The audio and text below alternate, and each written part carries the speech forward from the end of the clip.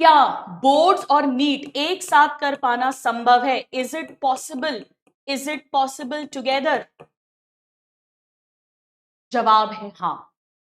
और इसका जीता जागता एग्जाम्पल मैं आपके सामने खड़ी हूं।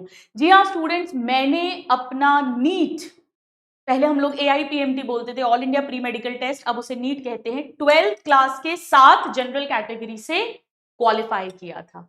तो मैं आपके सामने हूं, मैंने 12th के साथ सिलेक्शन लिया है। कई स्टूडेंट्स सालों से PW के साथ भी और दूसरे इंस्टीट्यूट से, सब जगह से 12th के साथ सिलेक्ट होते आए हैं। हाँ, लेकिन एक चीज जरूर है कि यहां पर हमें करनी पड़ेगी एक्स्ट्रा थोड़ी सी मेहनत। बेटा ये मेहनत करने की पूरी पूरी बनती है। क्यों बनती है मेहनत करने की? क्योंकि आप अपना साल सेव करोगे, और ये ईयर जो आप सेव करेंगे ये आगे प्री PG में काम आएगा। कहानी कभी भी MBBS पे खत्म होती ही नहीं है। आपको थोड़ा अजीब सी बात लगेगी, लेकिन MBBS को तो हम ये बोलते हैं कि, थोड़ा अजीब सा शब्द है, MBBS इज लाइक आप कहीं के भी नहीं रहे, क्योंकि आप कुछ और कर नहीं सकते हो, और केवल MBBS कर कर काम चलेगा नहीं। भाई अपन ही आज डॉक्टर के पास जाते हैं तो MD MS की डिग्री देखकर जाते हैं कम से कम। यानी एक बात समझ लीजिए, जैसे ही आप नीट क्लियर करेंगे, आप MBBS कॉलेज में आएंगे, आपको प्री PG की प्रिपरेशन स्टार्ट करनी होगी, और वहां आपके सारे कॉम्पिटिटर्स दूसरे MBBS स्टूडेंट्स ही होंगे जो ऑलरेडी नीट क्लियर्ड है। यानी कंपटीशन तगड़ा होगा।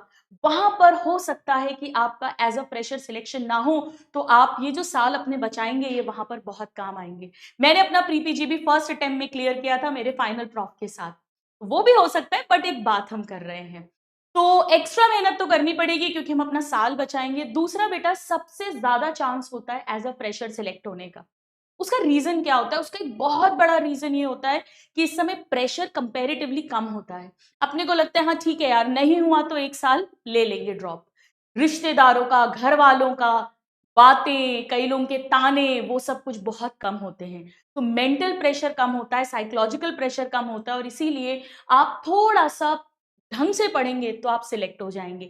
ढंग से पढ़ने का क्या मतलब है? यहां पर हमें दो चीजें करनी होंगी, एक प्लान्ड स्टडी और एक रेगुलर स्टडी। कुछ भी नहीं पढ़ना है, कभी भी कुछ भी उठाकर नहीं पढ़ना है, प्लान्ड वे में पढ़ना है। मैं पूरा प्लान बताऊंगी कैसे पढ़ना है और रेगुलरली पढ़ना है।